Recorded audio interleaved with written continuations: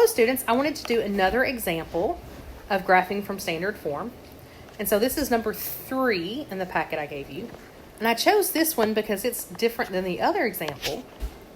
And that this time we can find x-intercepts with this function.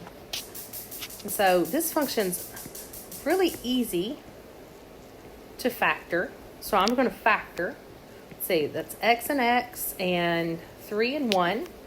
I want to add to get a 4, so plus and plus. And a quick check shows that that makes my B a 4 and C is 3. Zero product property says I can set these equal to 0 because one of them has to be 0. So x plus 3 equals 0. X plus 1 equals 0. And then I'm going to solve. And when I solve, I get x equals -3 and x equals -1. Okay? And notice, when we set that equal to 0, what's in that 0 spot? Well, that's the y variable, which means I now have an ordered pair, -3, 0. That's one solution. And -1, 0 is the other solution. Those are your x-intercepts. So I'm going to go put those points on my graph.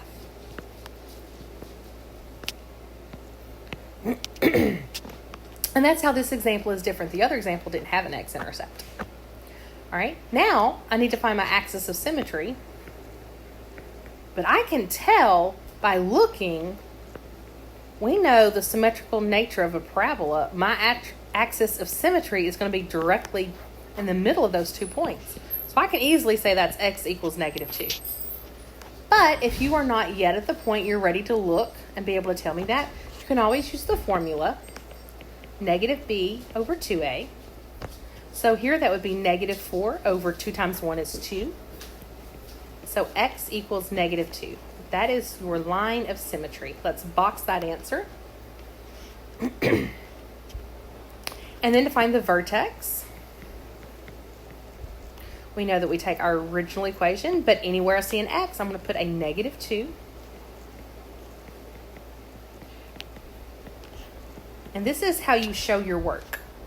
Okay, some of you are struggling with showing your work. Please show your work so I can help you find your mistake if you go wrong. So -2 squared is 4. Careful, that's an opportunity for a mistake there. 4 times -2 is -8. And then I still have plus 3. And so my vertex will be at -2, comma. Let's see, 4 plus 3 is 7, and 7 minus 8 is -1. Put a box around that because that is a key feature. And then I'll put a point at -2, comma, -1. Now, we can't always find our y-intercept, but on this one, I mean, we can always find it, but sometimes it's not within the scale of the graph. On this one, it certainly is. So if I put in 0 for x, you can see quickly that's 0 squared plus 0 plus 3. Well, 0 plus 0 plus 3 is 3. And so that means my y-intercept is at 0, comma 3. And you may have noticed a pattern by now in that this last term, that C term, that's been our y-intercept every time. If I substitute 0, of course I want to get 0 when I multiply. So that last term is our y-intercept. And because we know symmetry, that y-intercept is 2 units away from the axis of symmetry. So 2 units away on the other side, we would expect to see another point. So let's list that ordered pair.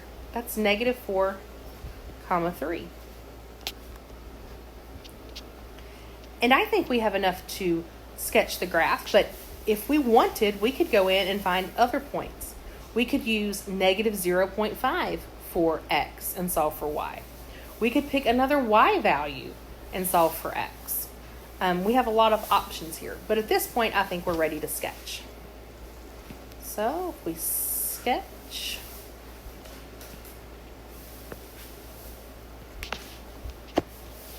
and a quick check shows that we do expect this to open up in the smiley face because our leading coefficient is positive, was a positive 1.